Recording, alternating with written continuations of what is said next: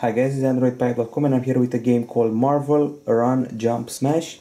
I'm playing it on the Evolio X7 tablet. The game is priced at $1, it requires internet connection and it's basically an endless runner with a few differences from the standard endless runners. As you can see, you got all the famous characters right here: Iron Man, Captain America, Hulk, Loki as an opponent, and as the name says, run, jump and smash. You will run, you will jump, you will fire your weapon and you will collect coins. This is your typical old school game, and you start off with Nick Fury. We skip the first part of the level with a special fairy power up, and the controls are simple. This one is the jump button and this one is the weapon firing button. Here you have a bunch of special abilities.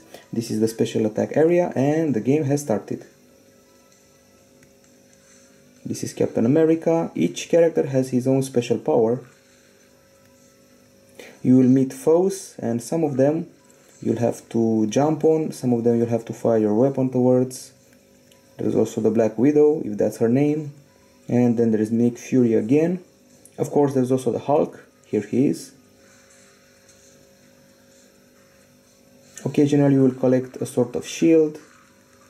If you're a fan of the Marvel universe and you love superheroes, I'm sure you'll spend $1 for this game. Although it's not such an action-packed game, it's basically the typical endless runner with a lot of coins to collect, a lot of cookie characters, and a lot of attacks to perform.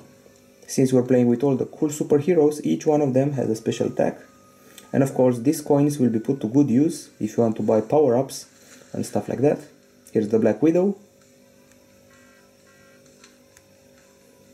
And at some point obviously you will fail, of course after reaching a huge score. This game is pretty easy, I didn't find any frustration in it, so I don't regret spending $1 for it.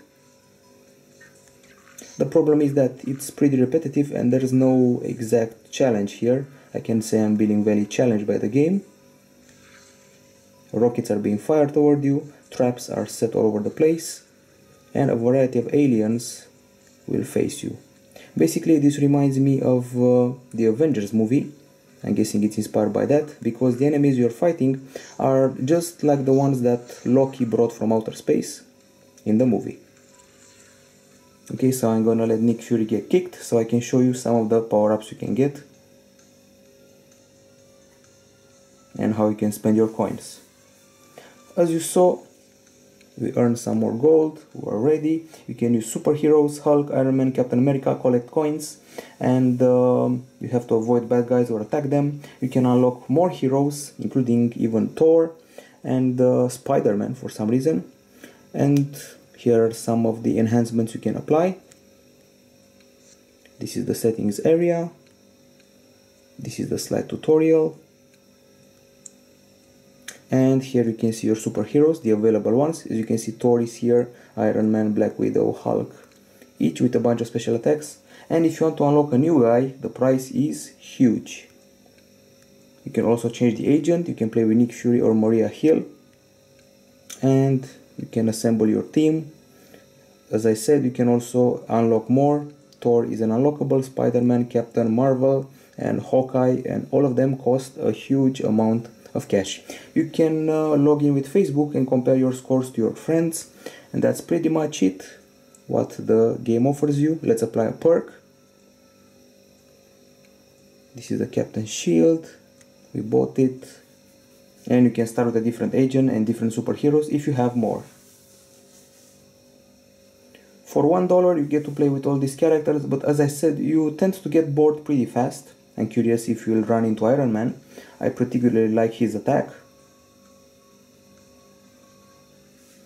Back in the days, this game would have been a huge hit on a Game Boy, on a Nintendo Game Boy, or even on a DS, but nowadays it tends to feel a bit repetitive.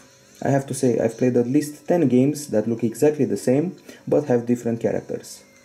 I'm actually surprised that Marvel has lent the copyright and trademark of its superheroes to this title.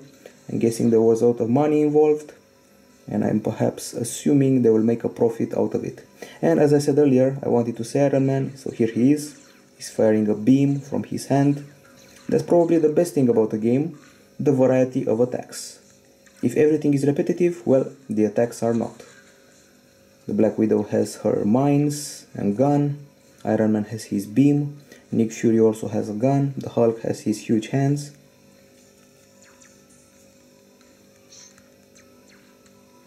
And just like in good old Mario, if you jump on the hand of an enemy, he'll be dead. This is Loki, he's laughing at me. Okay guys, we're pretty much at the end of the review. This is Marvel Run, Jump and Smash, a very repetitive game, a very old school game, and a title that's not very fascinating, especially because it's a paid title. If it were a free title, it would get probably a 7.5 or maybe an 8 from us. But right now it only gets a 6.5 out of 10. It's playable, it's fun, but it's highly repetitive, and if you're not a superhero fan, I don't recommend it. That's it from Androidpipe.com. Bye bye.